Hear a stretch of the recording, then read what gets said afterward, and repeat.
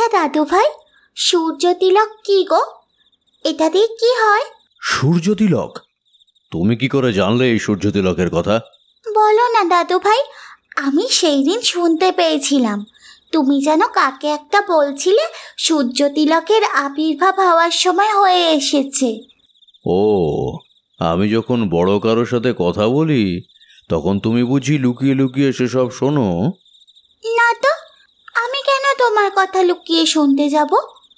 কিন্তু আমি যে সব কিছুই শুনতে পাই, দেখতে পাই। এখান থেকে যোজন দূরের বস্তু আমি পরিষ্কার দেখতে পাই।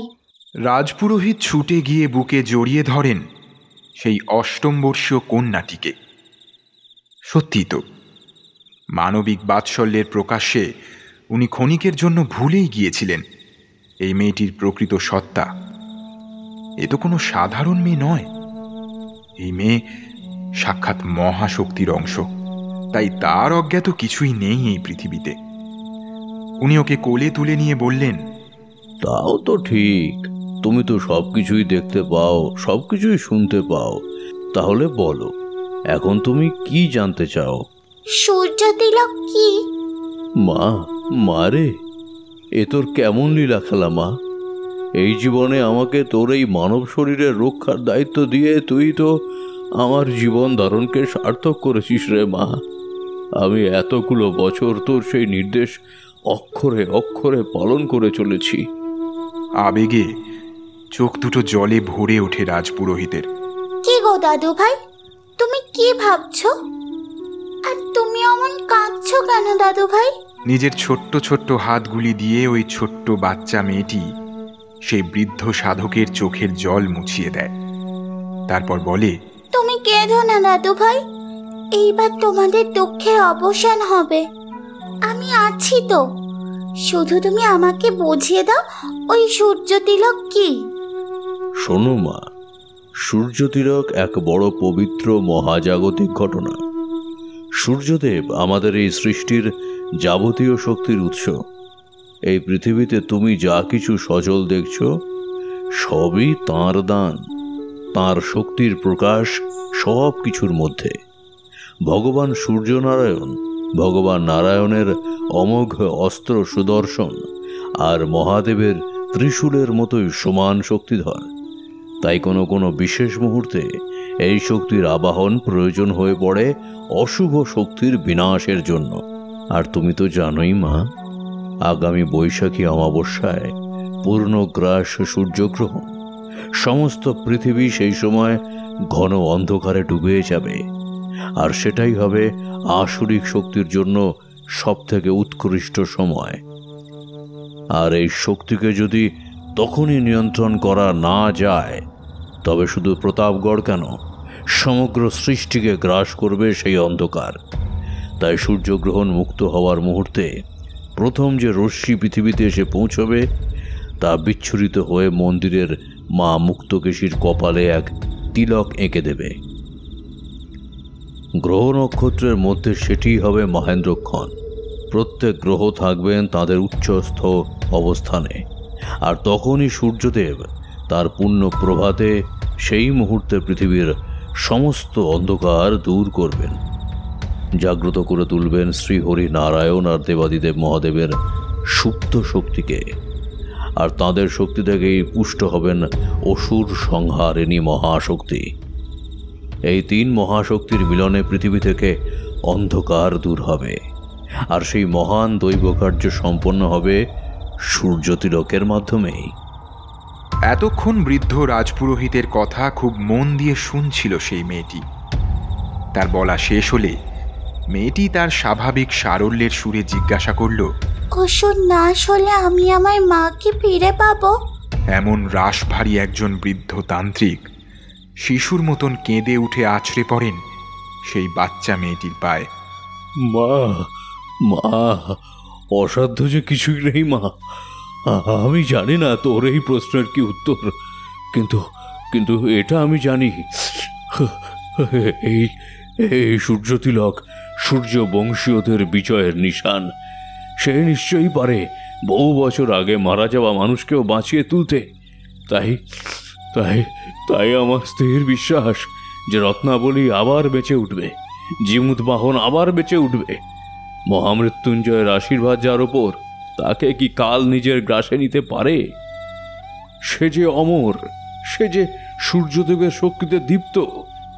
রাহুর গ্রাস তাকে সাময়িক অন্ধকারে ছেয়ে ফেললেও কখনোই চিরতরে শেষ করে দিতে পারে না। সে সাধ্য তার নেই রে বা, সে সাধ্য তার নেই।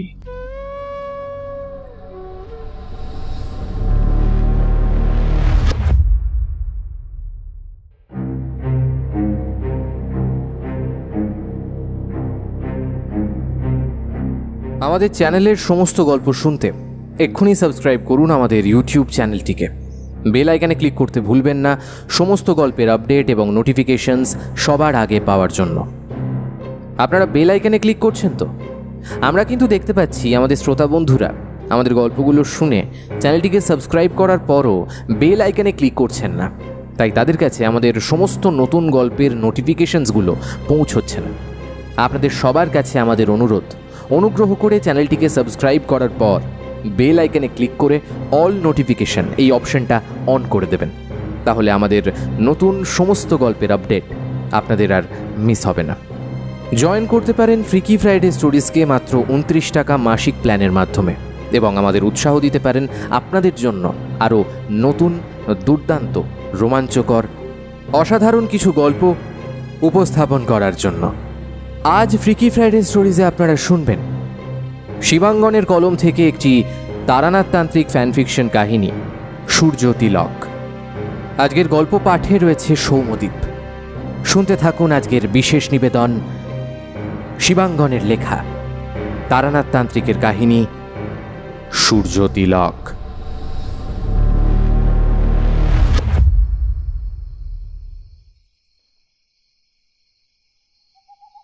বুঝলে কিশোরী, আজকে তোমাদের এমন একটা গল্প বলবো যেটা শুধুমাত্র বাস্তব জীবনের ওপর আধারিত নয়।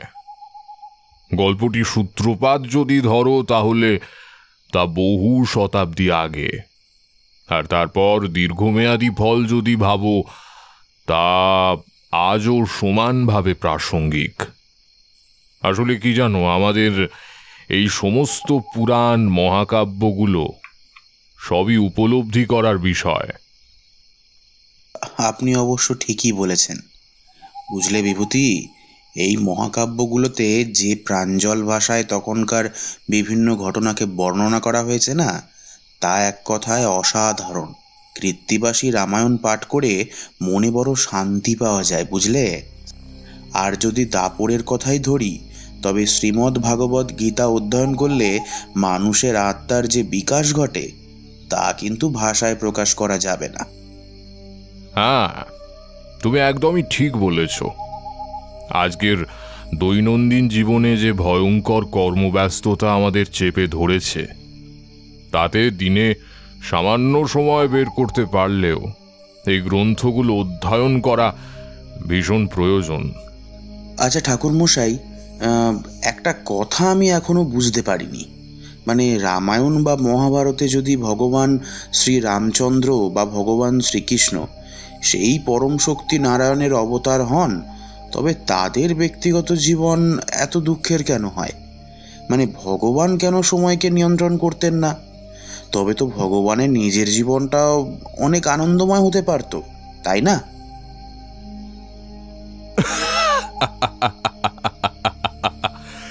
এটা তুমি বেশ ভালো বলেছো কিশোরী। তবে কি জানো, বোধহয় এই বেছে নেওয়ার কাজটা ভগবানের নিজের হাতেও নেই। ভক্তের দল তাদের বাস্তব জীবনে যে চরম সাংসারিক প্রতিঘাতের মধ্যে দিয়ে অতিবাহিত করে, তাদের মুক্তির পথ দেখাবার জন্যই ভগবান অবতার নেন। তাই তিনি তার জীবনে এতটাই কঠিন পথ বেছে নেন যাতে করে তার ভক্তরা নিজেদের দৈনন্দিন জীবনে নিজেদেরকে ভগবানের সাথে এক করে নিতে না পারে।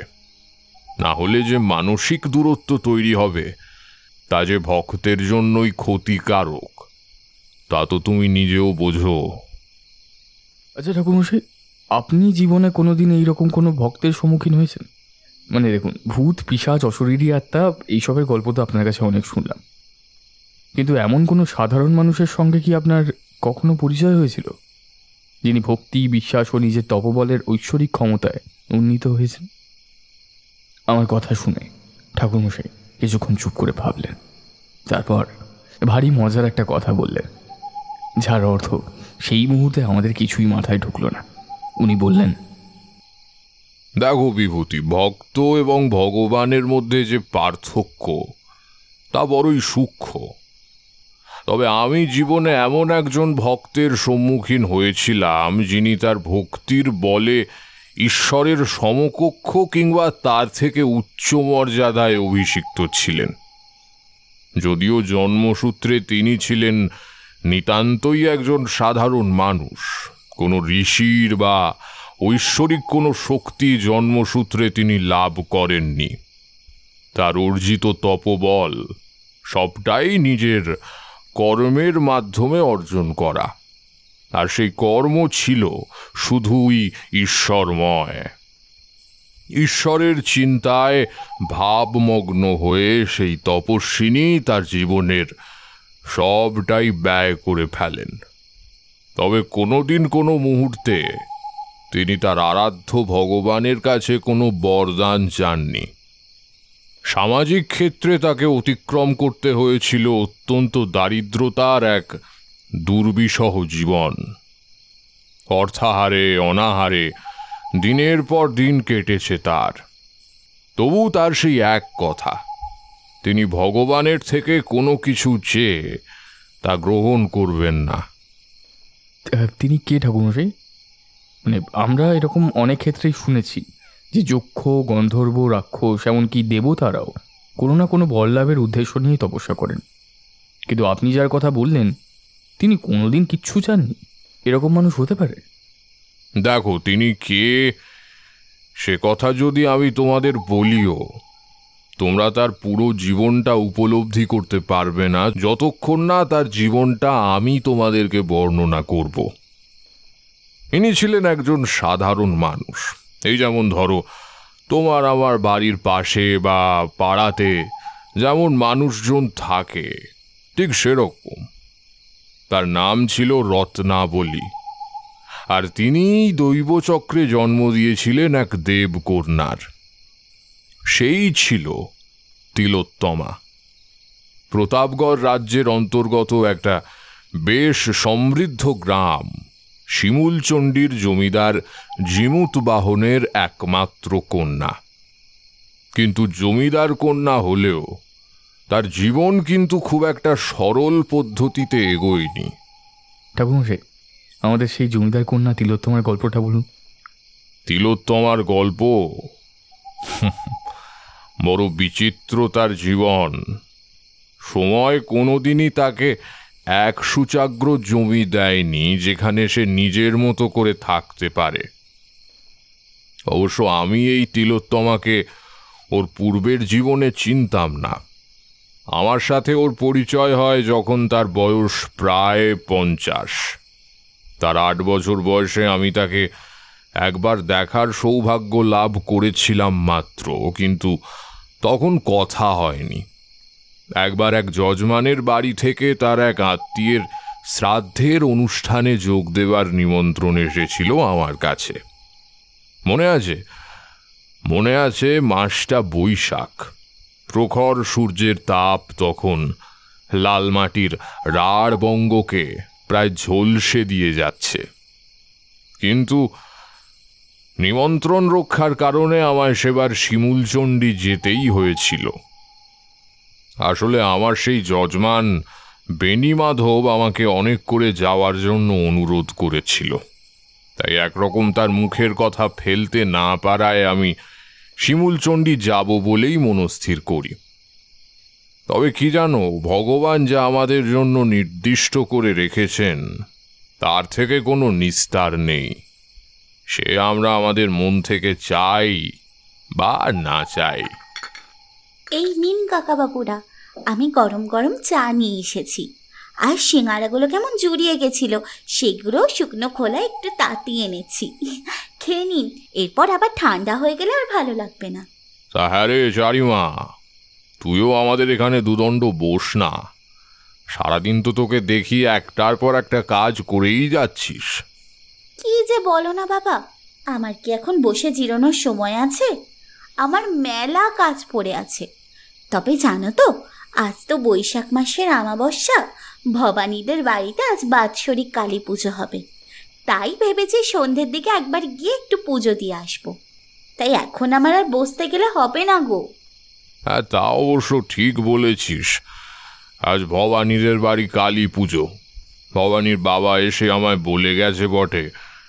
জানো বাবা, আমাকে ভবানী বলছিল আজ নাকি ওদের বাড়িতে পুজোর সময় ওর বাবা কাকারা যে আশ্রমের থেকে দীক্ষিত, সেখান থেকে কোন একজন যেন সন্ন্যাসী নিয়ে আসবেন। বহরমপুরের শ্রী মুন্ডমালী শ্মশান আশ্রম থেকে সেই সন্ন্যাসিনী মা আসছেন, তাই না রে? বহরমপুরের মুন্ডমালী শ্মশান? তা তো আমি জানি না। তুমি কোত্থেকে শুনলে গো? ঠিক মনে পড়ছে না, তবে মনে হচ্ছে ভবানীর বাবাই কোনোবার কথায় কথায় আমায় বলেছিল সে কথা। ওরা ওই আশ্রম থেকেই দীক্ষিত মহাকালীর বীজ মন্ত্রে। তাহলে আজ বোধ হয় সেই আশ্রম থেকেই কেউ একজন আসবেন ওদের পুজোয় উপস্থিত হতে। তা তুমি কি করবে? তুমি কি একবার সেই সন্ন্যাসিনী মায়ের সাথে দেখা করার জন্য যাবে নাকি ভবানীদের বাড়ি? মা কালীর দর্শনও হয়ে যাবে। আমরা দেখলাম চারি সেই কথা শুনে ঠাকুরমশাই যেন কিঞ্চিত গম্ভীর হয়ে গেলেন। তারপর কিছু একটা ভেবে নিয়ে বললেন, না রে মা, এ জীবনে সাধু সঙ্গ তো কিছু কম করলাম না। তাই এই জীবন সায়ান্নে দাঁড়িয়ে আর এসব ভালো লাগে না। আসলে বুড়ো হয়ে যাচ্ছি তো, তাই আর নতুন করে ভাবতে ইচ্ছে করে না। চারির কাছে সেই সন্ন্যাসিনী মায়ের কথা শুনে আমাদের একবার ইচ্ছে হয়েছিল সন্ধ্যাবেলায় একবার ওই পুজো বাড়িতে যাওয়ার। তবে সেটা ঠাকুরমশাই গেলে তবেই, কারণ আমরা তো আর পুজো বাড়ির কাউকে চিনতাম না।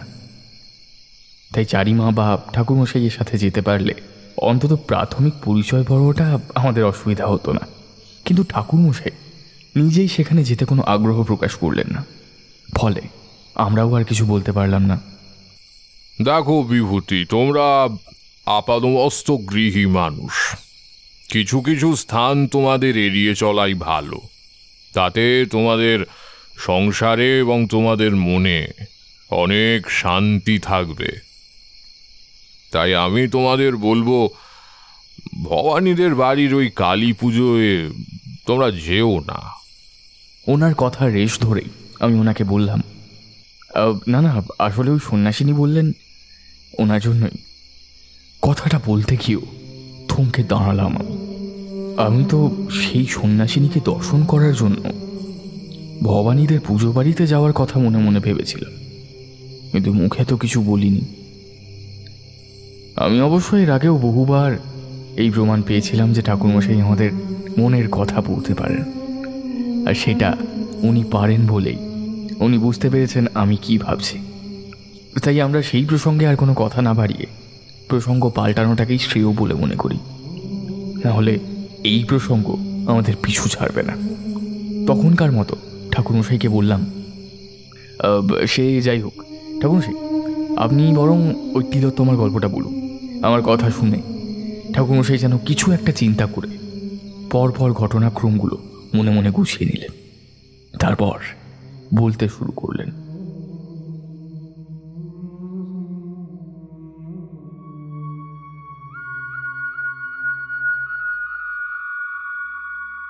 হ্যাঁ, তো যে কথা বলছিলাম, আমি সেবার শিমুলচণ্ডী থেকে ফেরার পথে একটা অদ্ভুত ঘটনার সম্মুখীন হয়েছিলাম। বড় বাস রাস্তা থেকে শিমুলচণ্ডী গ্রাম হেঁটে প্রায় 10 মাইল। তবে এটা সোজাসুজি রাস্তা। বেণীমাধবের থেকেই শুনি যে আরেকটা রাস্তা নাকি আছে, তবে সেটা একটু জঙ্গলের মধ্যে দিয়ে একটু ঘুরপথ। সাধারণত ওদের গ্রামের মানুষরা এই পথটা এড়িয়েই চলে। বেণীমাধব আমায় বলে সেই পথে যেতে গেলে নাকি অনেক বিপদের সম্ভাবনা থাকে এর আগে কয়েকজন মানুষ সাহস দেখিয়ে ওই পথে আসার চেষ্টা করেছিল, কিন্তু কেউ সেভাবে সফল হয়নি। হয় তাদের আর কোনোদিন খুঁজে পাওয়া যায়নি, আর নয়তো তাদের আবার দেখতে পাওয়া যায় প্রায় দিন 3 পর। এর মাঝের সময়টায় তারা কোথায় ছিল, কি করেছিল, তা ওরা কেউই জানে না, বলতেও পারে না সেরকম বিস্তারিত।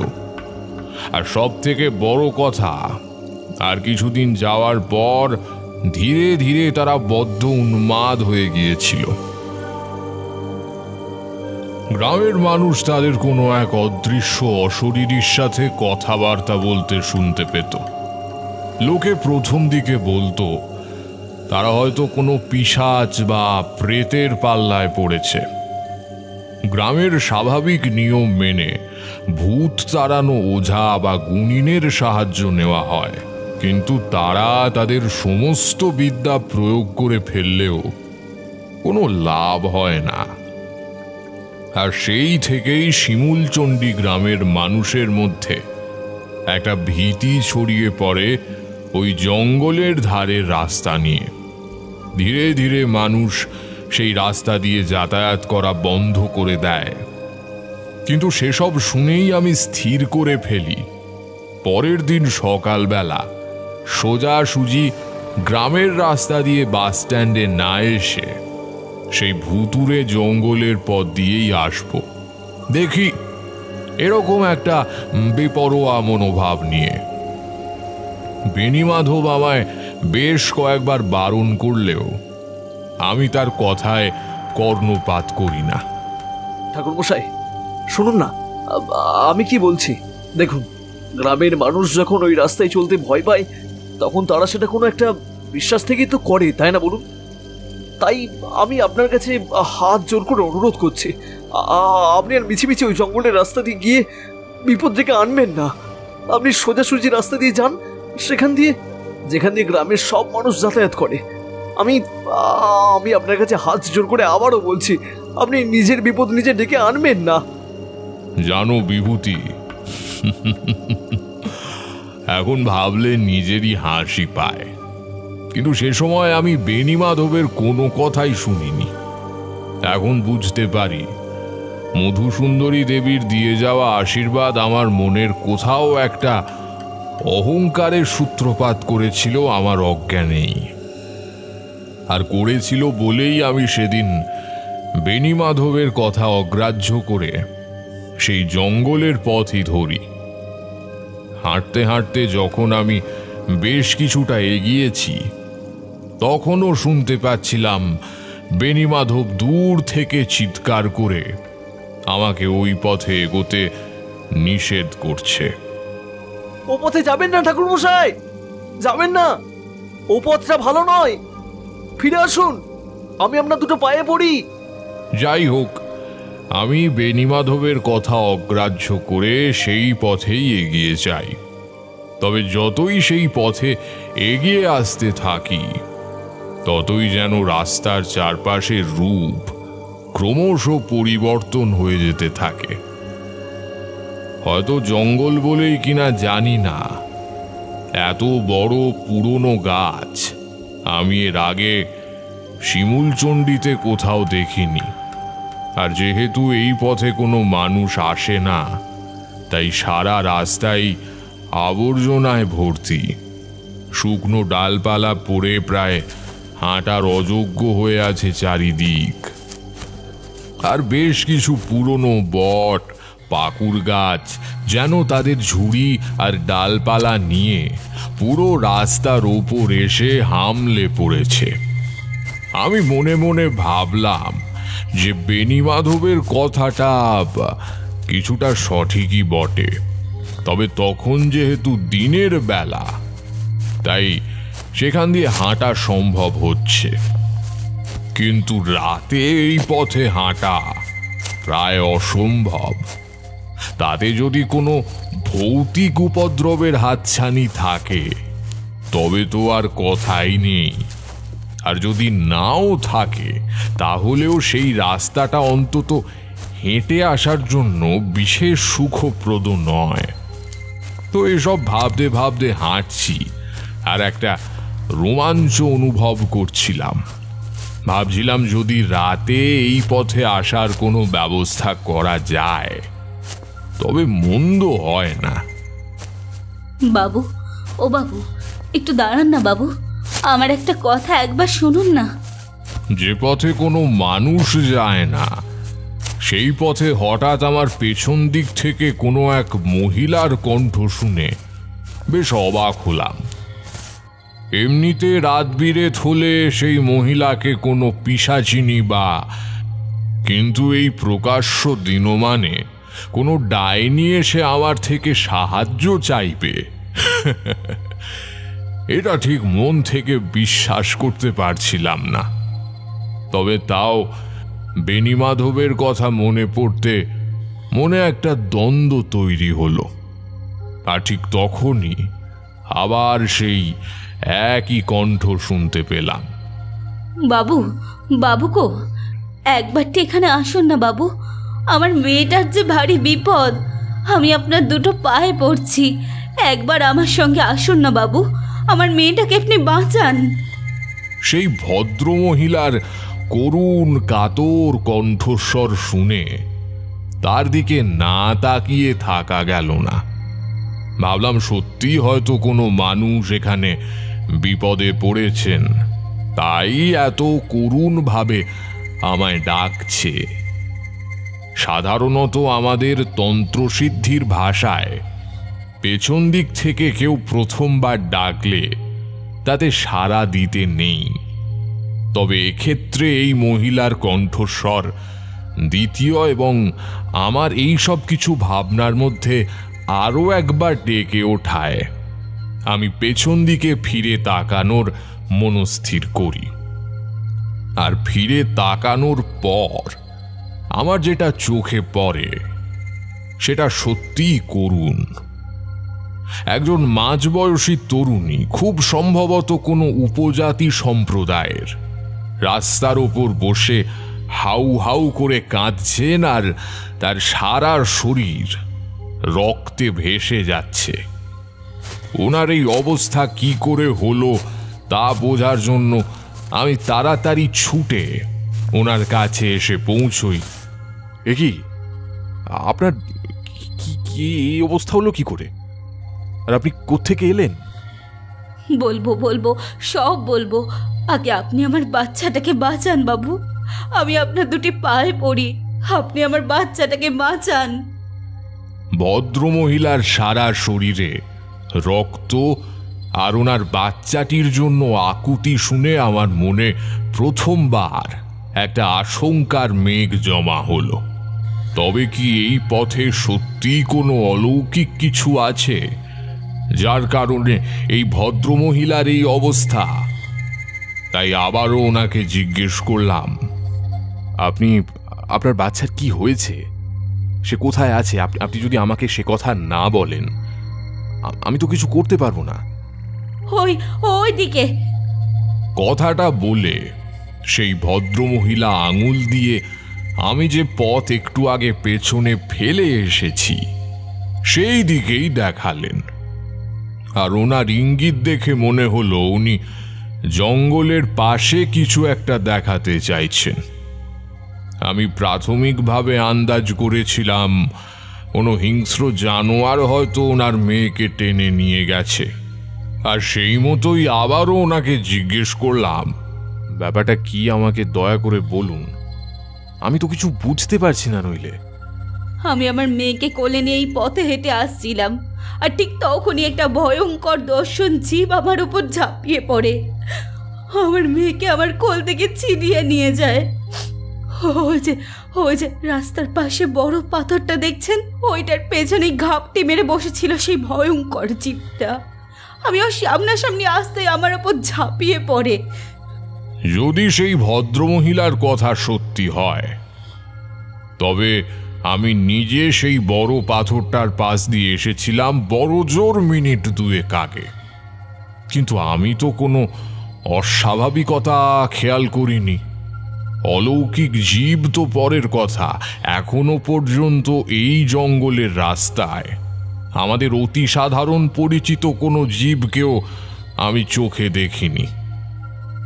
সেখানে সেই পাথরের ওপর অদ্ভুত অলৌকিক জীব, আর আমার পেছনে সেই ভদ্রমহিলা কোত্থেকে এলেন তার কিছুই ঠাউর করতে পারছিলাম না।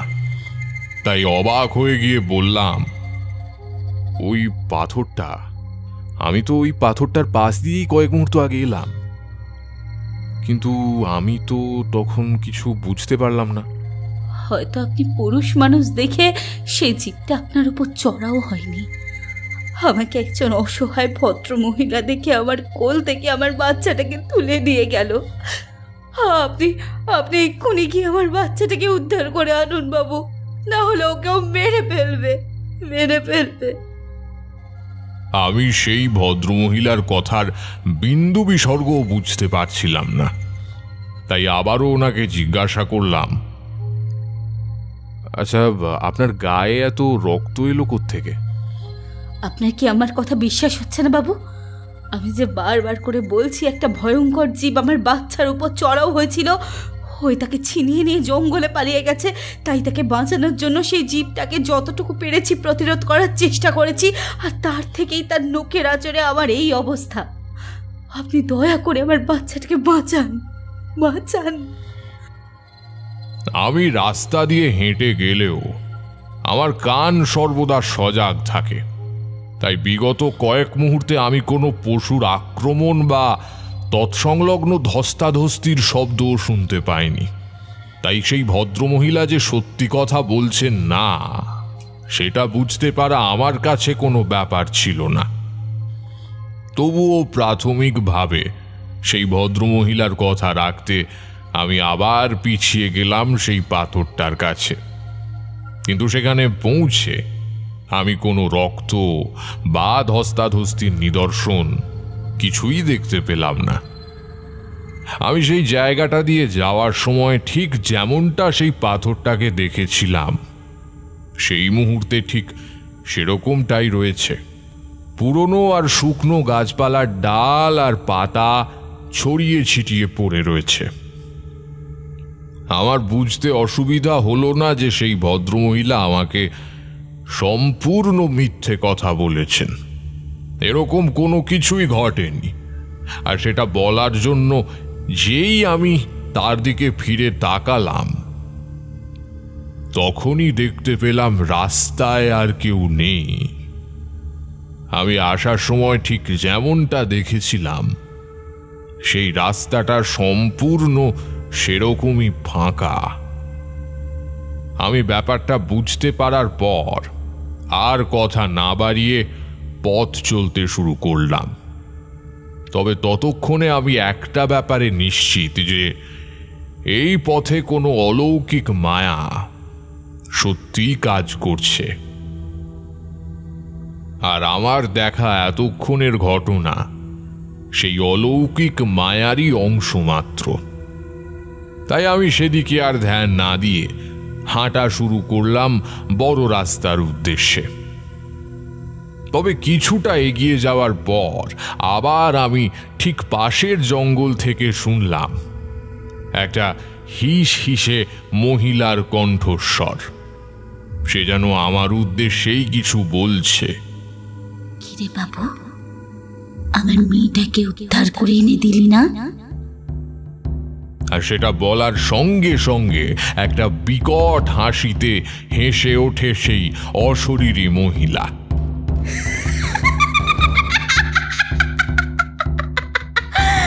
ওই বাবু, তোকে বললাম না আমার মেয়েটাকে খুঁজে দে, আর তুই তা না করে কোথায় পালিয়ে যাচ্ছিস? সেই অশরীরীর কথা শুনে আমার বারবার মনে হচ্ছিল সে যেন আমার গতিপথ রোধ করতে চাইছে। কারণ যদি আমাকে আক্রমণ করাই তার উদ্দেশ্য হতো, তবে সে তো সহজেই তা করতে পারত। কিন্তু সে তা করেনি, বরং উল্টে সে তার মেয়ের একটা কাল্পনিক গল্প আমায় বলেছে। তাই এরকম আরো কয়েকবার শুনতে পড়ার পর আমি দাঁড়িয়ে পড়ি আর সরাসরি সেই মহিলা পিশাচিনীর উদ্দেশ্যে বলি, দেখুন, আপনি কে আমি তা জানি না, তবে যেহেতু আপনি শুধুমাত্র আপনার সন্তানের উদ্দেশ্যেই অনুরোধ আমায় করছেন, আমি আপনাকে কথা দিচ্ছি আপনার কন্যা সন্তানকে আমি উদ্ধার করে নিয়ে আসব। কিন্তু তার জন্য আপনাকে পুরো ব্যাপারটা আমায় বলতে হবে। আর আমার এই কথা শোনার সঙ্গে সঙ্গে আমার চারপাশের সেই বিদ্রুপ মেশানো পৈশাচিক হাসিটা থেমে গেল।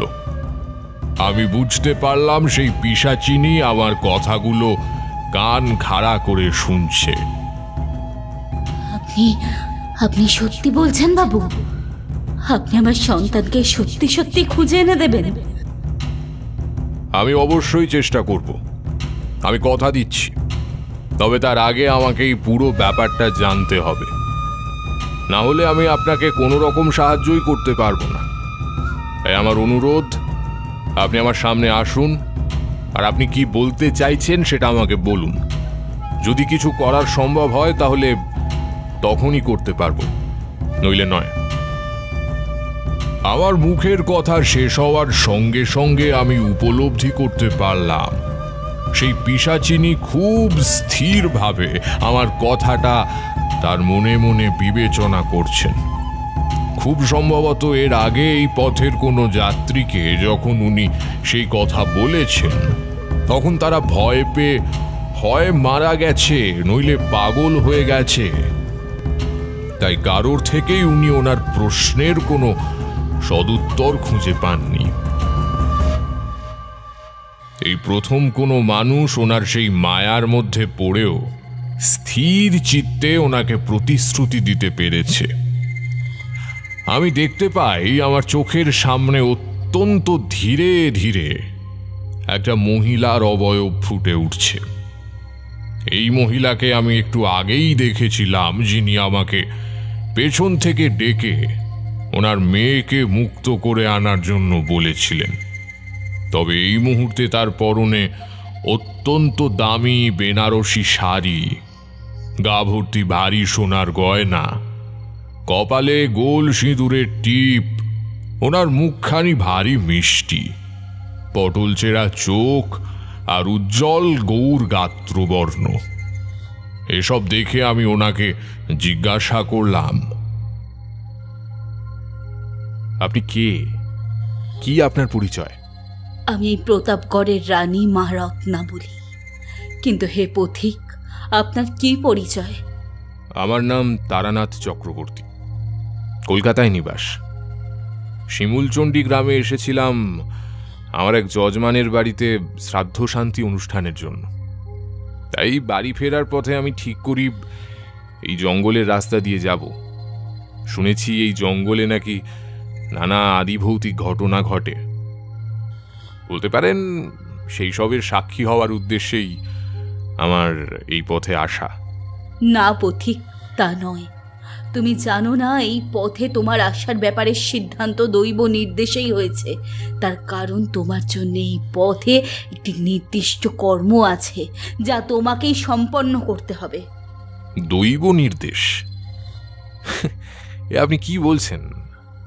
আমার তো এরকম কিছু মনে হয়নি।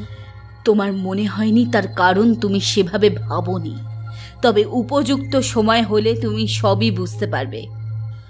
আচ্ছা, একটা কথা কি তুমি মনে করতে পারো? এর আগের বার যখন তুমি এই শিমুলচণ্ডী গ্রামে এসেছিলে, তখন তোমার সাথে একটা অলৌকিক কাণ্ড ঘটেছিল। তোমার কি সেই ঘটনা আজও মনে আছে?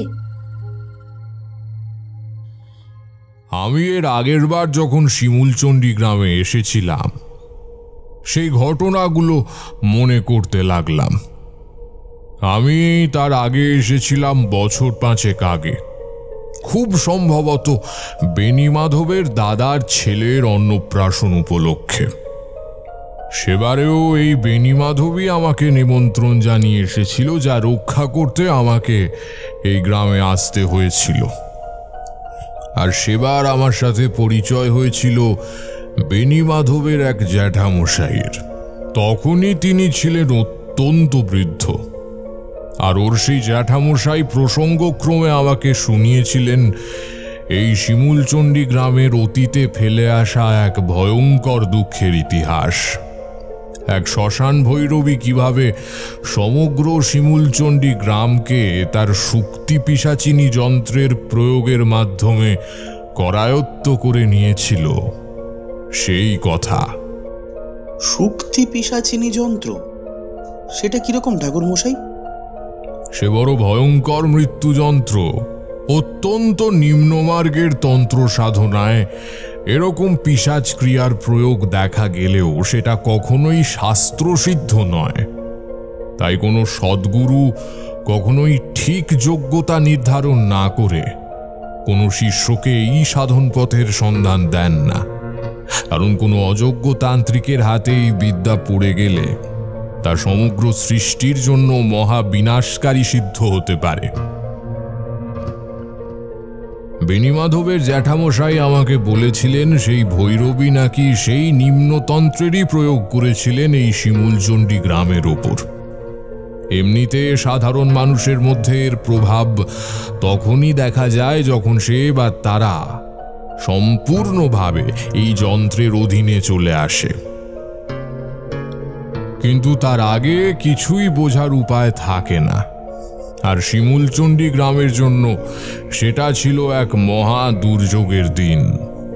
তখন এখানকার জমিদার শ্রী জিমুত বাহন সেন, অত্যন্ত সুদক্ষ জমিদার হিসেবে ওনার যথেষ্ট পরিচিতি থাকলেও ওনার শত্রু সংখ্যা কিছু কম ছিল না।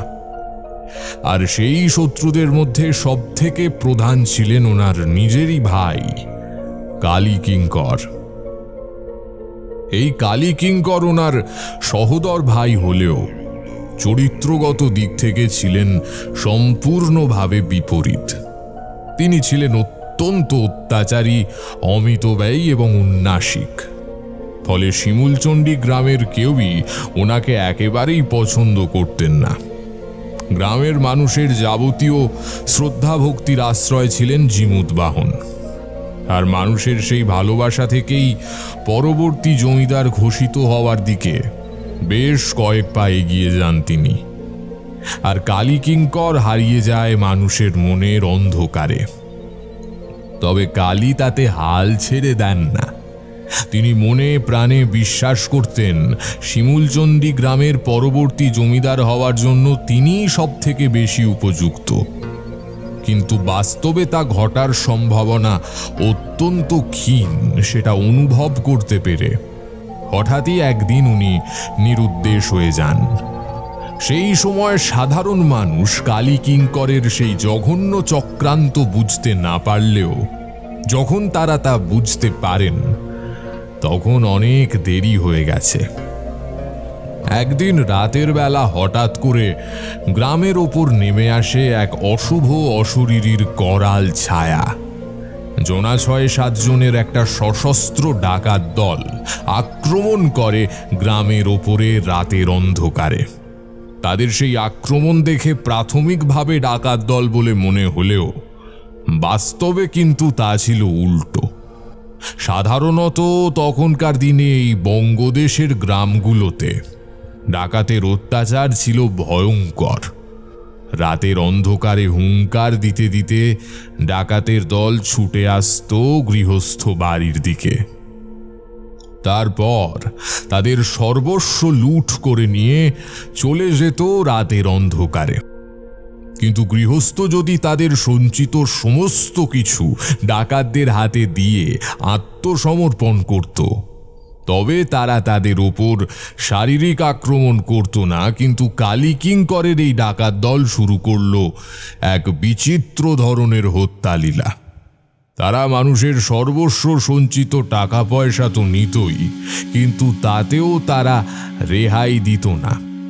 বাড়ির সকলের মাথা কেটে দেহ থেকে আলাদা করে ফেলত, আর তারপর সেই কাটা মাথা তারা তাদের সঙ্গে করে নিয়ে চলে যেত। তবে এই অদ্ভুত হিংস্র পৈশাচিক ডাকাত দলের শিকার শুধুমাত্র শিমুলচণ্ডী গ্রাম ছিল না।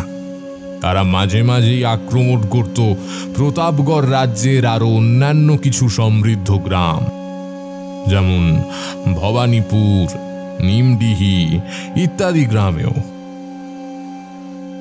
আর এই রকম কয়েকদিন চলার পর এই এলাকার মানুষের মধ্যে একটা ভয়ঙ্কর ভীতির সঞ্চার হয়।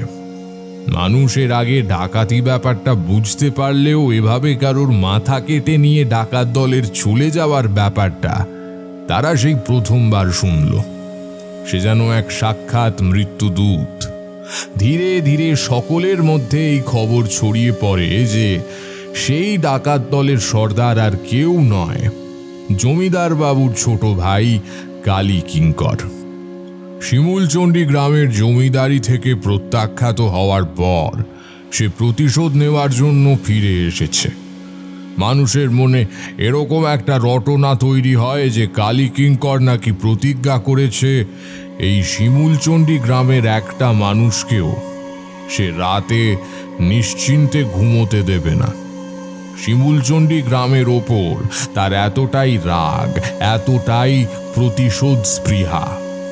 গ্রাম থেকে কিছু মানুষ একত্রিত হয়ে তাদের রক্ষা করার আর্জি নিয়ে গিয়ে পৌঁছলেন জমিদার বাবু জিমুত বাহনের কাছে।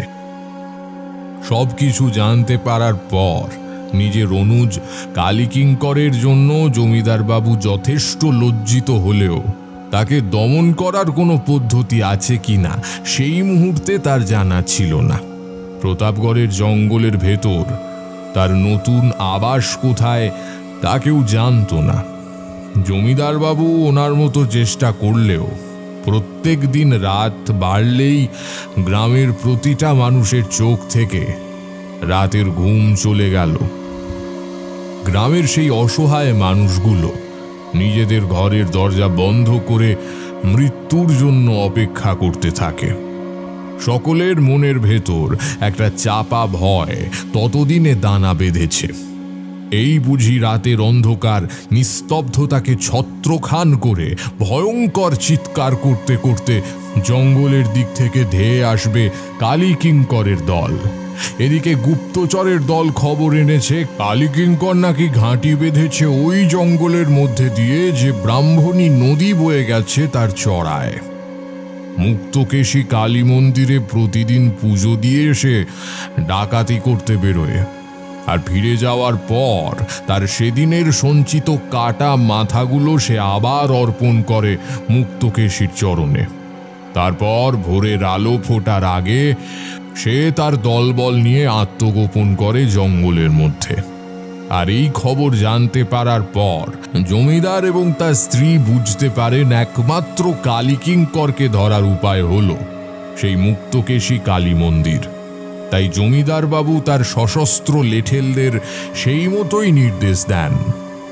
তবে তাতে একমাত্র বাদ সাধেন জমিদার বাবুর রাজপুরোহিত শ্রীযুক্ত ঋষিকেশ ব্রহ্মচারী। দেখুন জমিদার বাবু, আমি আপনার সব কথাই বুঝতে পারছি, তবুও আমি আপনাকে মুক্তকেশী কালী মন্দিরে আক্রমণ করার পরামর্শ বা সম্মতি কোনোটাই দিতে পারবো না। আপনার এই কথার অর্থ কি রাজপুরোহিত? দেখুন, প্রজা পালন যেমন আপনার কর্তব্য, ঠিক তেমনই এই গ্রামের ধর্মীয় এবং সাংস্কৃতিক কৃষ্টিকে বজায় রাখা আপনারই কর্তব্য। তাই সেই দিক থেকে দেখতে গেলে মুক্তকেশী কালী মন্দিরের আক্রমণ আমি অন্তত সমর্থন করি না। গুরুদেব, আপনার এই কথার তাৎপর্য কি তা আমাকে বুঝিয়ে বলুন। তাৎপর্য একটাই, ব্রাহ্মণী নদীর তীরে মুক্তকেশী কালীর প্রাণ প্রতিষ্ঠা হয়েছে গোস্বামী সম্প্রদায়ের মতে। যদিও মা মহাকালী শাক্তদের পূজ্য বলেই পরিচিত, কিন্তু কোনো এক বিশেষ কারণে এই মুক্তকেশী কালী শাক্তদের পাশাপাশি বৈষ্ণব, শৈব, গানপত্য এমনকি বৌদ্ধদেরও পূজ্য। এখানে মায়ের যে ব্রহ্মশিলায় প্রাণ প্রতিষ্ঠা করা হয়েছিল তার ডিম্বাকার আকৃতির, অনেকটা শালগ্রাম শিলার মতো দেখতে। এই ব্রহ্মশিলায় মা কালীর সাথে সাথে ভগবান মহাদেব এবং ভগবান নারায়ণের অধিষ্ঠান। মা এখানে অধিষ্ঠান করে আছেন একটি ব্রহ্মপদ্মের উপর, যার দুইটি মূল ধারণ করে আছেন মহাদেব এবং নারায়ণ। মায়ের মস্তকের উপর একদিকে চন্দ্রদেব এবং অপরদিকে সূর্যদেব অবস্থিত। ওনার হাতে একদিকে যেমন খড়গ, তেমনি অন্য হাতে উনি ধরা ধারণ করে আছেন রুদ্রবীণা। মা মুক্তকেশী শুধুমাত্র কোনো শক্তির আধার স্বরূপা নন, তিনি এই সৃষ্টির নিয়ন্ত্রণী শক্তি। তাই এই গ্রামের রাজপুরোহিত হিসাবে আমি আপনাকে বারণ করছি, মুক্তকেশী মন্দিরে কোনো রক্তপাতের ব্যবস্থা করবেন না। বৈষ্ণব মন্ত্রে যে দেবীর আবাহন করা হয়, তার বিগ্রহের সামনে রক্তপাত হলে সেই দেবী রুষ্ট হতে পারে। কিন্তু কালী কিঙ্কর তো তার ডাকাতি করে কেটে নিয়ে যাওয়া মানুষের মাথাগুলো সেই মুক্তকেশের চরণে অর্পণ করেছে বলে গুপ্তচর খবর এনেছে। তবে এ কি করে সম্ভব? দেখুন জমিদারবাবু, কালী কিঙ্কর একজন মহা অজ্ঞানী, নির্বোধ। আপনার উপরে প্রতিশোধ স্পৃহা ওকে এমন একটা জায়গায় নিয়ে গেছে যেখানে ওর চোখে সত্য এবং মিথ্যার কোনো প্রভেদ দেখতে পাচ্ছে না। তাই ও এই সমস্ত কাজ করে চলেছে, আর তার জন্য ওকে এর ফলও ভোগ করতে হবে অচিরেই। কিন্তু আপনি এই দেশের জমিদার, সর্বময় কর্তা। তাই আপনি যদি কোনো ভুল করেন তবে তার প্রভাব কিন্তু এসে পড়বে সমগ্র দেশের উপর। তাই আমি আপনাকে সাবধান করছি, কালী কিঙ্করকে গ্রেপ্তার করার জন্য আমাদের অন্য কিছু পদ্ধতি ভাবতে হবে, কিন্তু সেটা কখনোই মুক্তকেশী মন্দিরে সশস্ত্র আক্রমণ করা নয়। মন্দিরে যদি আমাদের কারণে এতটুকু রক্তপাত হয়, তবে মা মুক্তকেশীর ক্রোধে রাজ্য সম্পূর্ণভাবে ধ্বংস হয়ে যেতে পারে। আচ্ছা গুরুদেব, একটা কথা জিজ্ঞাসা করব। মানে আপনি যদি অনুমতি দেন তবে আমি সম্পূর্ণ নিরস্ত্র অবস্থায় একবার ওই মন্দিরে যেতে চাই কালী কিঙ্করের সঙ্গে কথা বলার জন্য। যদি আমি ওর এই যাবতীয় রাগের উৎস হয়ে থাকি তবে আমি ওর সঙ্গে কথা বলে তা প্রতিহত করার চেষ্টা করব। আপনি একজন যথার্থ প্রজাপালকের কথাই বলেছেন, কিন্তু আমি আপনাকে সেক্ষেত্রেও সম্মতি দেব না। তার কারণ, একজন প্রজাপালকের তার প্রজাদের প্রতি সহানুভূতি এবং আবেগ থাকাটা স্বাভাবিক হলেও তার প্রয়োগ করতে হয় অত্যন্ত বিচক্ষণতার সঙ্গে। আপনি যদি একা ওখানে যান তবে তা হবে অত্যন্ত হঠকারী সিদ্ধান্ত। আপনার উপর প্রচণ্ড রাগ থেকে কালী কিঙ্কর আপনাকে ওখানেই হত্যা করতে পারে, যা হবে এই শিমুলচণ্ডীর জন্য এক অপূরণীয় ক্ষতি। তাই সব দিক থেকে বিচার করে আমার মনে হয় আমাদের এমন একজন কাউকে ওখানে পাঠানো উচিত, যিনি এই মুক্তকেশী কালীর সম্পর্কে কালী কিঙ্করকে বুঝিয়ে বলতে পারবেন এবং তার নিজের ব্যক্তিত্ব দিয়ে কালী কিঙ্করের মত পরিবর্তন করার চেষ্টা করতে পারে। কিন্তু এইরকম এই গ্রামে কেউ আছে বলে তো আমার মনে হয় না। জমিদার বাবু, যদি আদেশ দেন তবে এই কাজ আমি নিজে করতে চাই। এই শিমুলচণ্ডী গ্রামের তথা সমগ্র প্রতাপগড় রাজ্যের একজন অভিভাবক হিসাবে এটা আমার মৌলিক দায়িত্ব।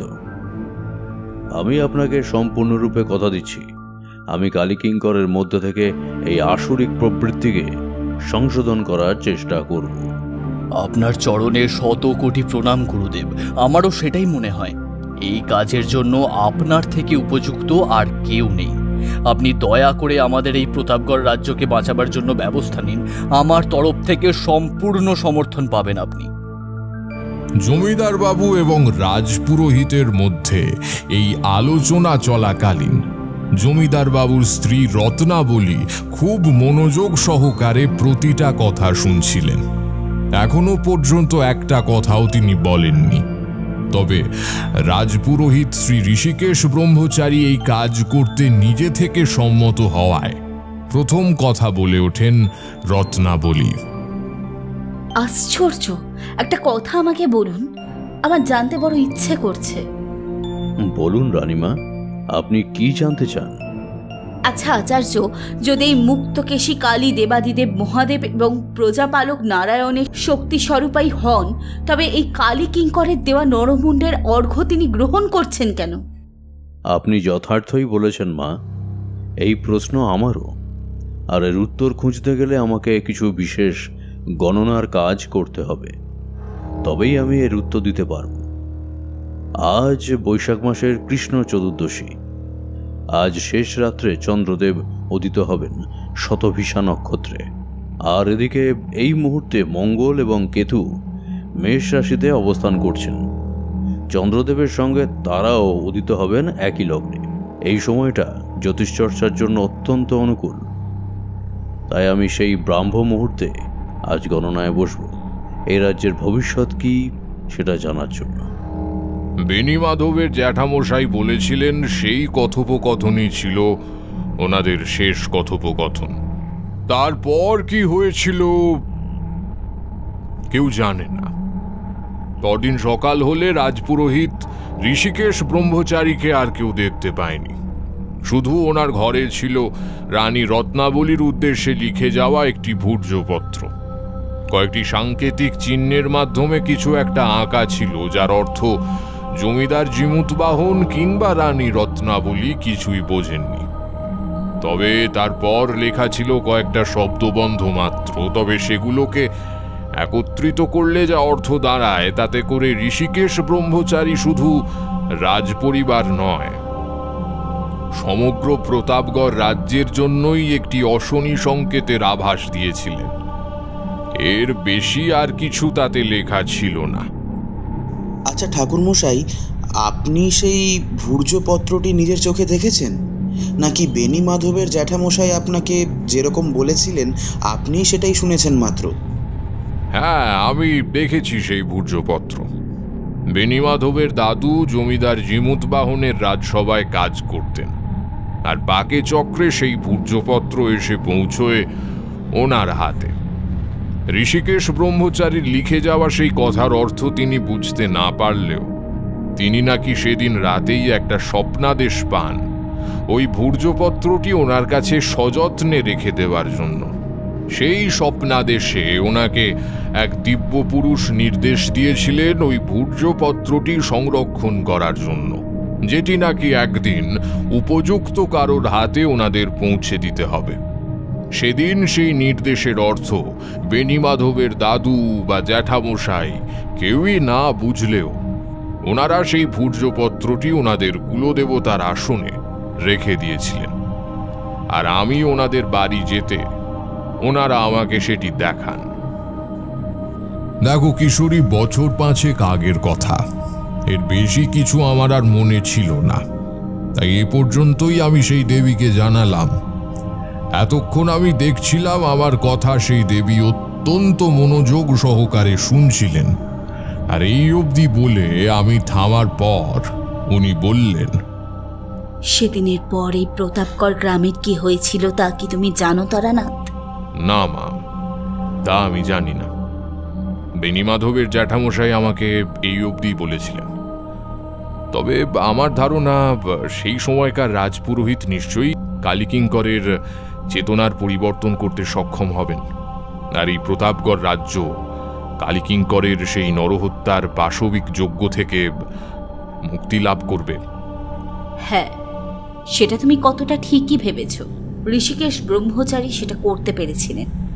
মা মুক্তকেশীর প্রতিষ্ঠার ইতিহাস বর্ণনা করে তিনি কালীকিঙ্করকে নরহত্যা থেকে প্রতিহত করতে পারলেও আমাদের জমিদার বংশের প্রতি ওর মনে যে আক্রোশ ছিল তার উপশম করতে পারেননি। তাই তার পরবর্তীকালে প্রতাপগড়ে আর কোনো ডাকাতির আক্রমণ না হলেও কয়েক গুণ হয়ে সেই আক্রোশ ফিরে এসেছিল আমাদের উপর। তার থেকে কয়েক বছর পর আর রাজপুরোহিত ঋষিকেশ ব্রহ্মচারী আর কোনো দিন রাজপরিবারে ফিরে আসেননি। আমরা শুনতে পেয়েছিলাম তিনি নাকি কালীকিঙ্করের সাথে কথা বলার পর মুক্তকেশী মন্দিরে প্রণাম জানিয়ে ব্রহ্মাণী নদীর জলে নেমে যান আর সেখানেই সলিল সমাধি নেন। কিন্তু সেটা তিনি কেন করেছিলেন, কেন তিনি আর কোনোদিন লোকসমাজে ফিরে আসেননি, তা আমরা আজও জানি না। প্রথম আমরা ভেবেছিলাম হয়তো কালীকিঙ্কর ওর ভয়ঙ্কর আক্রোশ থেকে আচার্যদেবকে হত্যা করেছে। সেই নরপিশাচের ক্ষেত্রে কোনো কিছুই অস্বাভাবিক নয়। কিন্তু তার অনেক পরে আমরা জানতে পারি আচার্যদেব ঋষিকেশ ব্রহ্মচারী নিজের ইচ্ছাতেই সলিল সমাধিতে গিয়েছিলেন। কিন্তু ওই যে বললাম, তার কারণ কি ছিল তা আমরা জানি না। তবে এ কথা সত্য, তারপর থেকে আর কোনো দিন কালীকিঙ্কর বা তার অনুগামী ডাকাত দল কোনো দিন প্রতাপগড়ের কোথাও আক্রমণ করেনি। তারপর এইভাবে প্রায় বছর 5 কাটার পর ধীরে ধীরে মানুষের মন থেকে তার ভয় প্রশমিত হয়ে এসেছিল। আর ঠিক তখনই সে তার চরম আঘাত হানে আমাদের উপর। চরম আঘাত বলতে? সে তো তার আসরিক প্রবৃত্তি ত্যাগ করেছিল, তাহলে এবার আঘাত সে কি করে করল? না, আচার্যদেবের কথায় সে তার মন থেকে প্রতাপগড়ের ওপর থেকে প্রতিশোধ স্পৃহা পরিত্যাগ করতে পারলেও জমিদার জিমুদ বাহনের ওপর ক্রোধ পরিত্যাগ করতে পারেনি। আর পারেনি বলেই সে মাঝের এই 5টা বছরে নিজেকে রূপান্তরিত করেছিল এক নরখাদক পশুতে, যার দেহের আকৃতিটা হয়তো মানুষের মতোই ছিল। মানসিক দিক থেকে সে কোনো অংশে জঙ্গলের কোনো নিকৃষ্ট পশুর থেকে উত্তম কিছু ছিল না। আমার এখনো মনে আছে সেই দিনটাও ছিল বৈশাখ মাসের অমাবস্যা। আমি এবং মহারাজ আমাদের পার্শ্ববর্তী একটি প্রদেশ থেকে একটি নিমন্ত্রণ রক্ষা করতে ফিরছিলাম এই জঙ্গলের পথ ধরে। তখন আমাদের সাথে ছিল আমাদের কন্যা তিলোত্তমা। ওর বয়স তখন সবে 8 মাস। তার আগের বছর শ্রাবণী পূর্ণিমার দিন জন্ম নিয়েছিল তিলোত্তমা। আমাদের জমিদারির কার্যে নানা ঘাত প্রতিঘাত থাকলেও আমি এবং জমিদার বাবু সেই সদ্যজাত কন্যা তিলোত্তমাকে ঘিরে নতুন করে বাঁচার রসদ খুঁজে পেয়েছিলাম। এমনিতে প্রতাপগড় রাজ্য সুজলা সুফলা শস্য শ্যামলা, কোনো প্রজা অসন্তোষের কারণও সেখানে ছিল না। কিন্তু একদিন রাত্রে হঠাৎ করে আমি এবং জমিদার বাবু প্রায় একই স্বপ্ন দেখি। আমরা দেখি সম্পূর্ণ কালো বস্ত্র পরিহিত এক ভয়ঙ্কর উগ্র চণ্ডাল সাধু তার 2 হাতে 2 খড়গ নিয়ে আমাদের দিকে এগিয়ে আসছেন। প্রায় শেষ রাতের দিকে এই স্বপ্ন দেখে আমাদের দুজনেরই ঘুম ভেঙে যায় এবং পারস্পরিক আলোচনা থেকে আমরা বুঝতে পারি যে আমরা দুজনে প্রায় একই স্বপ্ন দেখেছি। আগে এরকম কিছু ঘটলে আমরা আচার্যদেব ঋষিকেশ ব্রহ্মচারীর সাহায্য নিতাম, কিন্তু সেই পরিস্থিতিতে আর তাও সম্ভব নয়। তবে আমি এবং জমিদার বাবু দুজনেই একটা কথা বুঝতে পারি, মাঝখানে কয়েকদিন ভালো থাকলেও আবার কোনো এক বিপদের মধ্যে আমরা জড়াতে চলেছি। তবে সেটা কিভাবে তা ঘনিয়ে আসতে চলেছে তার কোনো রকম ধারণা আমাদের ছিল না। আর সেই বিপদই আমাদের ওপর ঘনিয়ে আসলো জঙ্গলের পথ দিয়ে নিমন্ত্রণ বাড়ি থেকে ফেরার সময়। জঙ্গলের পথে আমাদের ছুটন্ত ঘোড়ার ওপর হঠাৎ এসে ঝাঁপিয়ে পড়ে এক বিকট দর্শন পশু। তাকে দেখতে যতটাই বিভৎস ছিল, তার আচার আচরণ ছিল ততটাই ভয়ানক। সে যেন ছিল ঠিক মানুষ আর হায়নার সংমিশ্রণ। আকৃতিতে সে কোনো অতিকায় পর্বতের থেকে কম নয়। 4 পায়ে অসংখ্য তীক্ষ্ণ নখযুক্ত আঙুল আর মুখের গঠনটা ঠিক হায়নার মতো। লম্বাটে চোয়ালে ক্ষুরোধার দাঁত আর হিংস্র গর্জনে আমাদের বুক কেঁপে ওঠে। তার ভয়ঙ্কর গর্জন শুনে আমাদের ঘোড়াগুলো ভীত এবং স্বতন্ত্র হয়ে পড়ে, আর সেই নরখাতক পশুটা চড়াও হয় আমাদের উপর। তখন বুঝতে পারিনি আসলে তার লক্ষ্য ছিল আমাদের বেঁচে থাকার শেষ অবলম্বন, আমার কন্যা তিলোত্তমা। কারণ সে বেশ ভালো করেই জানতো সে যদি তিলোত্তমার কোনরূপ ক্ষতি সাধন করতে পারে তবে তা হবে আমাদের সব থেকে বড় আঘাত। আর সেই পরিকল্পনা নিয়েই সে এসেছিল। আমার স্বামী সেই পশুকে প্রতিহত করার জন্য যথাসাধ্য প্রচেষ্টা করলেও তিনি তাতে সামর্থ্য হন না, কারণ তার সঙ্গে গায়ের জোরে পেরে ওঠা কোনো সাধারণ মানুষের পক্ষে সম্ভব ছিল না। আর যদি বা তার সঙ্গে অস্ত্রের মাধ্যমে যুদ্ধ করা যেত, কিন্তু আমাদের ঘোড়াগুলো এতটাই ভীত হয়ে পড়ে যে তারা এলোমেলো ছোটাছুটি শুরু করেছিল।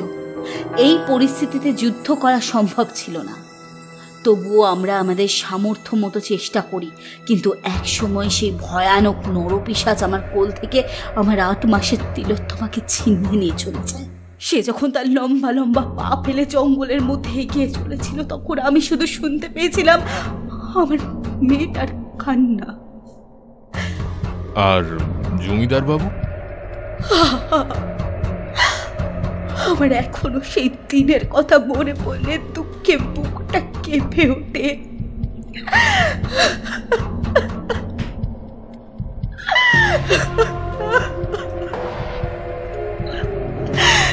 তিনি চেষ্টা করেছিলেন, জানো তারানাথ, তিনি চেষ্টা করেছিলেন, কিন্তু পেরে ওঠেননি। আমাদের বাকি প্রহরীদের মতো তার দেহটাও তখন ছিন্ন ভিন্ন হয়ে পড়ে রয়েছে ওই রাস্তার ওপর। ওই নরপিশাচের দাঁড়ানো নখের আঘাতে তার শরীর রক্তে মাখানো।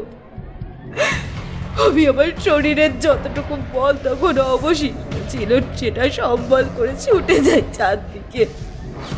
আমি চিৎকার করে উঠি, স্বামী, স্বামী, আপনি উঠুন। আপনাকে এভাবে পড়ে থাকতে দেখলে সমগ্র প্রতাপগড়ে মানুষের মনোবল ভেঙে যাবে। আর দেখুন আমাদের মেয়েকে নিয়ে চলে যাওয়া ওই নরপিশাচ, আপনি ওকে আটকান। স্বামী, আপনি উঠুন, আপনি চোখ খুলুন। আপনি ছাড়া এই মুহূর্তে আমাদের রক্ষা করার কেউ নেই, কেউ নেই। কিন্তু জানো তারানাথ, আমার স্বামী তখন আর চোখ মেলে তাকাননি। আমি পাগলের মতো তাকে ধরে ঝাঁকাতে থাকি আর ভগবানের কাছে আকুল প্রার্থনা করতে থাকি, ঈশ্বর, ঈশ্বর, আমাদের কি সর্বনাশ হলো, কি সর্বনাশ হলো।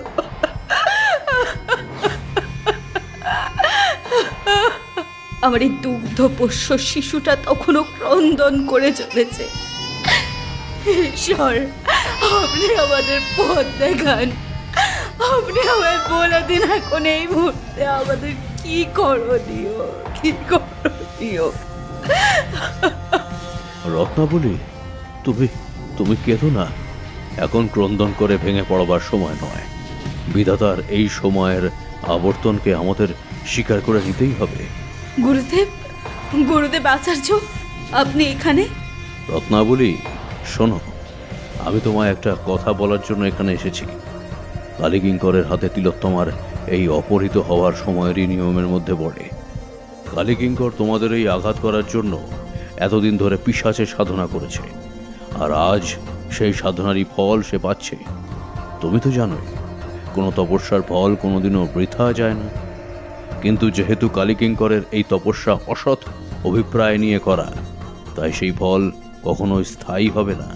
আজ থেকে ঠিক 8 বছর পর আবার এই বৈশাখী অমাবস্যার দিনে সূর্যগ্রহণে পৃথিবী আবার সম্পূর্ণ অন্ধকারে পরিণত হবে। আর সেই গ্রহণ যখন মুক্তি ঘটবে, তখন সূর্যের সেই প্রথম কিরণ মা মুক্তকেশীর ললাটে সূর্য তিলক রচনা করবে। সেই মুহূর্তে মা মুক্তকেশীর শক্তি আধারে একত্রিত হবে সৃষ্টির 3 মহাশক্তি, সূর্যদেব, ভগবান মহাদেবের ত্রিশূল আর ভগবান নারায়ণের সুদর্শন। সেই অমোঘ দৈব শক্তি নাশ করবে এই পিশাচদের। তবে ততদিন তোমাদের তিলোত্তমার থেকে দূরে থাকতে হবে। এ তোমাদের পূর্বজন্মের অর্জিত কর্মফল। তবে আমি তোমায় কথা দিচ্ছি, এই 8 বছর আমি তিলোত্তমার দেখাশোনা করব খুব যত্নের সাথে। এই বিষাক্ত পিশাচের অন্ত না হওয়া পর্যন্ত আমি ওর কাছেই থাকব। ওকে সমস্ত বিপদ থেকে আমিই রক্ষা করব। আমি তোমাকে কথা দিচ্ছি, তিলোত্তমা দৈব শক্তির অধিকারিণী, তাই তার কোনো ক্ষতি সেই পিশাচ করতে পারবে না। আর পিশাচের অন্ত হলে সে আবার ফিরে যাবে তোমার কাছে। জানো তারানাথ, এই কথা বলে আচার্যদেব অন্তরহীন হয়ে গেলেন। আমি তার চরণে পড়ে অনেক কেঁদেছি, কিন্তু বিধাতার বিধান খণ্ডন করার শক্তি যে কারণ নেই।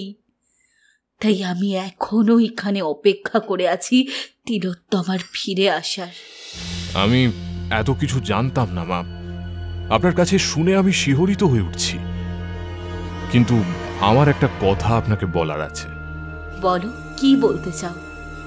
আমাদের টুকটাক কাজের জন্য আমাকে আকাশের গ্রহ নক্ষত্রের অবস্থান মাথায় রাখতে হয়, আর সেটা হয় বলেই আমি জানি আগামীকাল বৈশাখী অমাবস্যা এবং আগামীকাল পূর্ণগ্রাস সূর্যগ্রহণ আছে।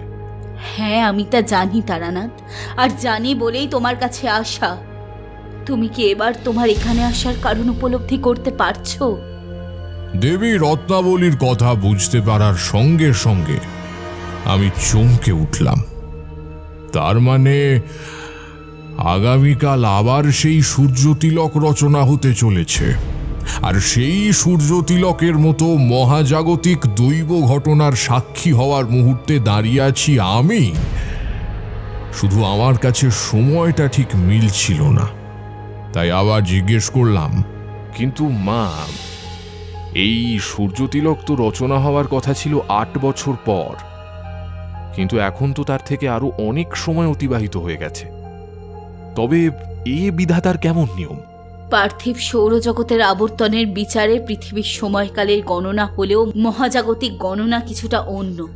তাই তোমার কথা সঠিক, কিন্তু সৌর বৎসর গণনার 8টি সম্পূর্ণ চক্র অতিবাহিত করার পর আগামীকালই সেই সৌর তিলক গঠনের মহেন্দ্রক্ষণ। আমি বুঝতে পেরেছি মা। আপনি আমায় নির্দেশ দিন আমাকে কি করতে হবে। তোমার জন্য প্রয়োজনীয় নির্দেশ রাজপুরোহিত আচার্যদেব আগেই দিয়েছেন। তোমার মনে আছে ওনার ভর্জপত্রে একটি নকশা আঁকা ছিল? সেটা এই বছরের সৌর তিলক গঠনের নকশা, যা উনি অত বছর আগেই এঁকে দিয়ে গেছিলেন, যা বেনি মাধবের জ্যাঠামশাই তোমাকে দেখিয়েছিলেন। কিন্তু তখন অবধি সে সময় না হওয়ায় তোমাকে ফিরে যেতে হয়েছিল, আর এইবার সেই সময় হওয়ায় তোমাকে আবার ফিরে আসতে হয়েছে এখানে। আমি শুধুমাত্র এসেছি আচার্যদেবের নির্দেশ মতো তোমাকে সেই কথা স্মরণ করিয়ে দিতে। হ্যাঁ মা, আমার মনে আছে। আমি সে কথা কখনো ভুলতে পারবো না। আর আজ যখন জানতে পেরেছি রাজপুরোহিত আচার্যদেব আমাকেই তার জন্য উপযুক্ত নির্বাচন করেছেন, তখন আমি সেই কাজ অবশ্যই করব। অতি উত্তম। তুমি যদি এই কার্য করতে সফল হও, তবে আমরা এই সকল প্রতাপগড়ের প্রত্যেকটা মানুষ তোমার কাছে চিরকৃতজ্ঞ থাকব। জানো বিভূতি, আমি তখন এতটাই শিহরিত ছিলাম যে আমার হাত পা থরথর করে কাঁপছিল। আমার মনে খুব প্রাঞ্জলভাবেই সেই যন্ত্রের ছবি আঁকা হয়েছিল, যেটা আমি সেই আচার্যদেবের ভূর্জপত্রে দেখেছিলাম। তাতে একটা অষ্টভুজাকার স্ফটিকের উল্লেখ করা ছিল, আর ছিল আকাশে সূর্যদেবের অবস্থান। তাই প্রাথমিকভাবে আমার লক্ষ্য হলো সেই অষ্টভুজাকৃতির স্ফটিক আমায় খুঁজে বের করতে হবে যেভাবেই হোক। কিন্তু সেটা আপনি কোথায় পাবেন? মানে আপনি কি জানতেন ওই মুক্তকেশী কালীর মন্দির কোথায় অবস্থিত? না, তা আমি জানতাম না। আমি শুধু এটুকু জানতাম যে সেই মন্দির অবস্থিত ব্রাহ্মণী নদীর তীরে। কিন্তু আমার হাতে তখন আর যথেষ্ট সময় ছিল না সেই মন্দির খুঁজে বের করার। তাই আমি সব কিছু বিচার বিবেচনা করে আবার শিমুলচণ্ডী ফিরে আসাই মনস্থ করি। আর সেই মতোই আমি আবার পেছন ফিরে হেঁটে ফিরে আসি শিমুলচণ্ডী গ্রামে। বেনিমাধব আমাকে দেখে চমকে ওঠে। ওকে তখন সব কিছু বিস্তারিত বলার সময় ছিল না, তাই সংক্ষেপে যতটুকু না বললে নয় বলার পর ওকে বললাম আমাকে ব্রাহ্মণী নদীর তীরে মুক্তকেশী কালী মন্দিরে নিয়ে যাওয়ার জন্য। কিন্তু সেই মন্দির অত্যন্ত গভীর বনের মধ্যে হওয়ায় বেনিমাধব কিছুতেই সেখানে যেতে চাইছিল না।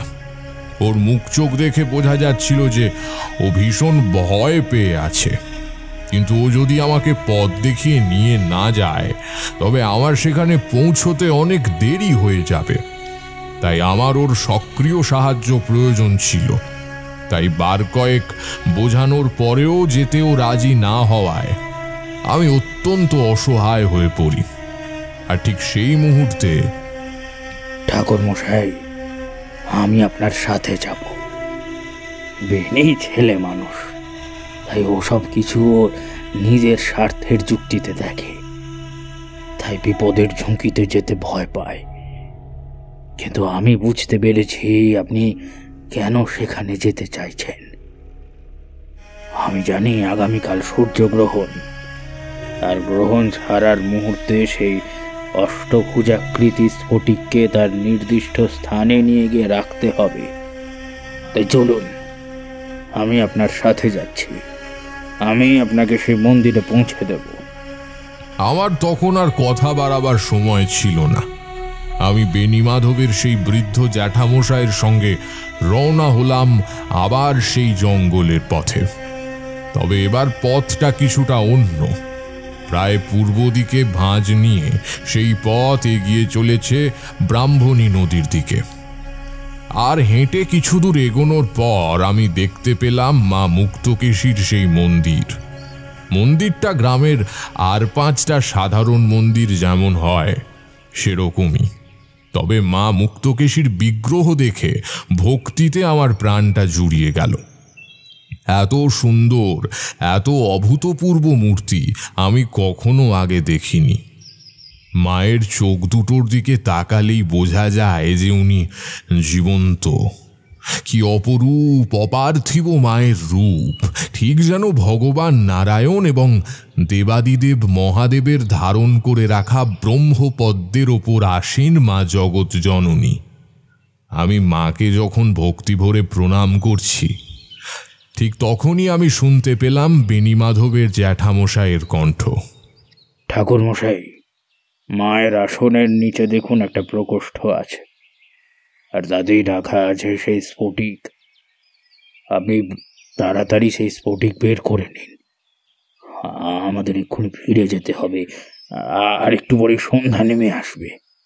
সন্ধ্যার সময় আর এখানে থাকা উপযুক্ত নয়। আমার মনে আছে আমি তখনও বিভোর হয়ে সেই মাতৃমূর্তি দর্শন করছিলাম, আর আমার মনে স্থির বিশ্বাস ছিল আমি একবার না একবার তিলোত্তমাকে সেখানে দেখতে পাবই। তাকে দেখার জন্য একটা আকুল আগ্রহ আমার মধ্যে কাজ করছিল, কিন্তু কোথাও তাকে দেখতে পেলাম না। মন্দিরে সে উপস্থিত থাকলেও আমায় দর্শন দেয়নি। জানি না কেন, কি আমার অপরাধ বা কি আমার অক্ষমতা। আমি সেদিন সন্ধে নামার আগে পর্যন্ত তিলোত্তমার দর্শন পেলাম না। ঠাকুর মশাই, আর দেরি করবেন না। এই জঙ্গলে রাতে থাকা একেবারে সমীচীন নয়। রাতে এখানে নাকি ভয়ঙ্কর সব পশুর আনাগোনা শুরু হয়। আর তাছাড়া আপনাকে তো বলেছি, ওই স্ফটিক নিয়ে আপনি এখান থেকে চলে আসুন। কিন্তু আমার মনের মধ্যে তখন একটা ভয়ঙ্কর জেদ কাজ করছে।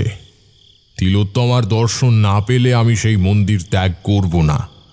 আর এদিকে ধীরে ধীরে আকাশে সূর্যদেবের প্রভা কমে এসে তিনি অস্তাচলে বসার উপক্রম শুরু করেছেন। তাই আমাকে আরও বার কয়েক ডেকে ব্যর্থ হয়ে বেণীমাধবের জ্যাঠামশাই নিজেই বাড়ি ফিরে যান। আমি একা রয়ে যাই সেই মন্দির চত্বরে।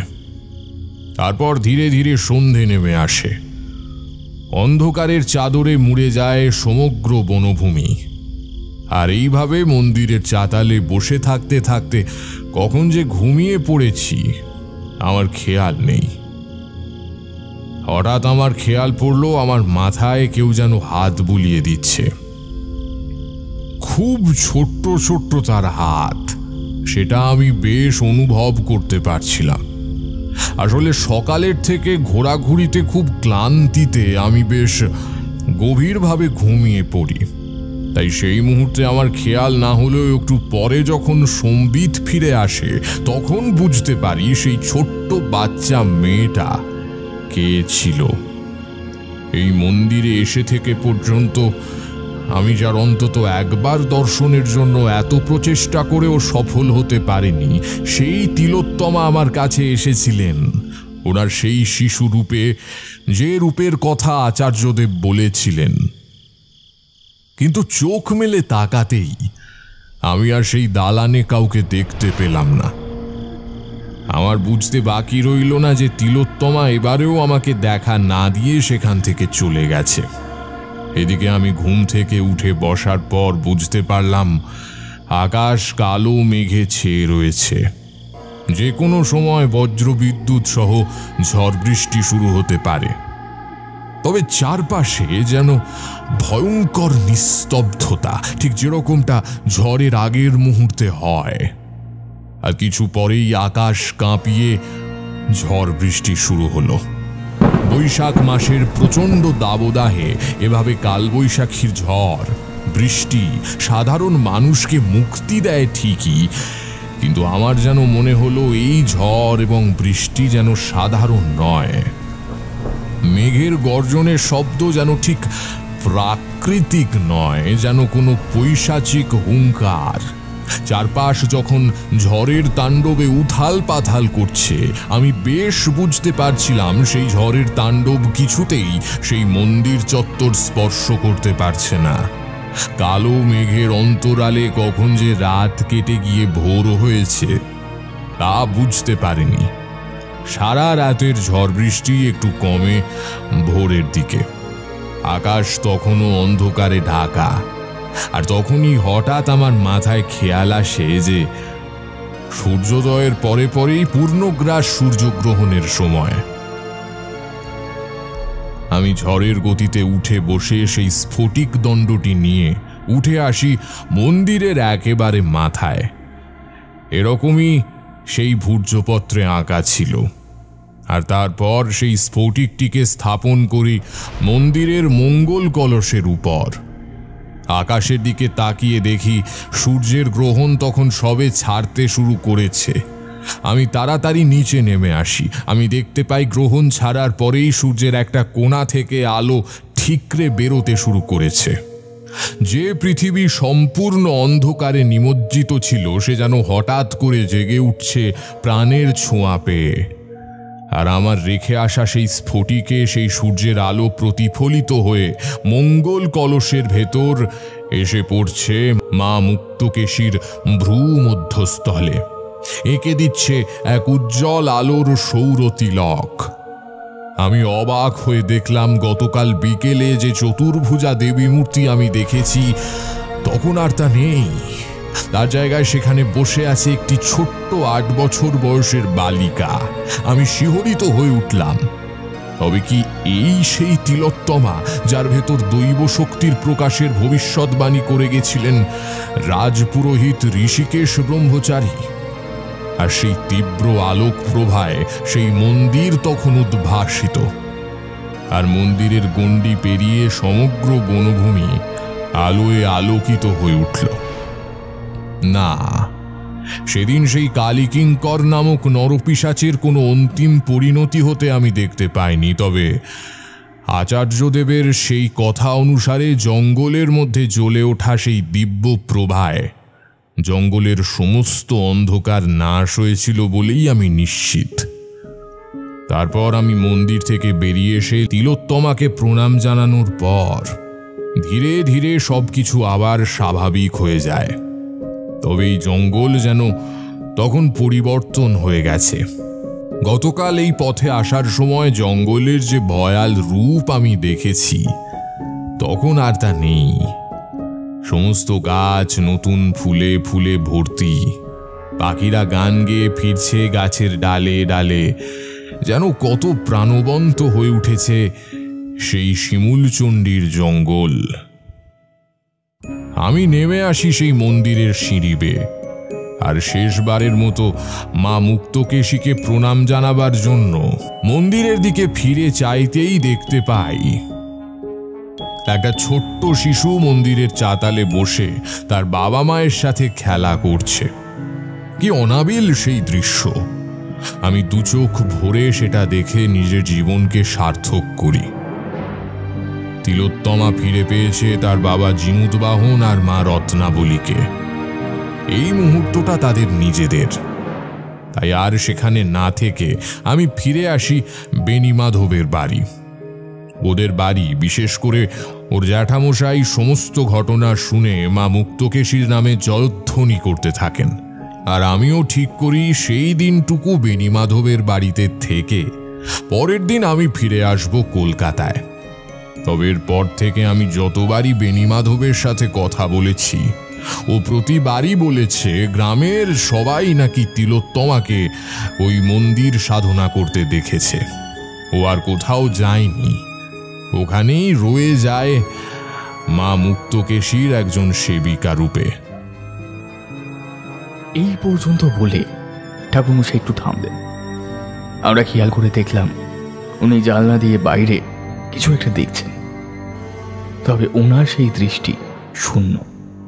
আমাদের বুঝতে অসুবিধা হলো না যে উনি হয়তো এখন পৌঁছে গেছেন সেই শিমুলচণ্ডী শ্মশানে, যেখানে সেই ছোট্ট গ্রামের মন্দিরে ভগবান নারায়ণ আর দেবাদিদেব মহাদেবের ধারণ করে রাখা ব্রহ্ম পদ্মাসনে বসে সেই 8 বছরের বালিকা তিলোত্তমা, যার কপালে সূর্যদেবের এঁকে দেওয়া সূর্য তিলক, এক হাতে মহাদেবের ত্রিশূল আর এক হাতে নারায়ণের সুদর্শন, যা কখনো মানুষের চোখে দেখা সম্ভব নয়। ততক্ষণ যতক্ষণ না সে অন্তত ঈশ্বরকে উপলব্ধি করবার জায়গায় পৌঁছয়। আমরা ঠাকুরমশাইকে একা রেখে বেরিয়ে এলাম। আমাদের তখন ঠাকুরমশাইকে সেই ভাব থেকে বের করে আনার কোনো ইচ্ছে হয়নি। পরে আবার একদিন আসা যাবে ঠাকুরমশাইয়ের থেকে তাঁর জীবনের অন্য কোনো এক অভিজ্ঞতার গল্প শোনার জন্য। আজ বিদায়।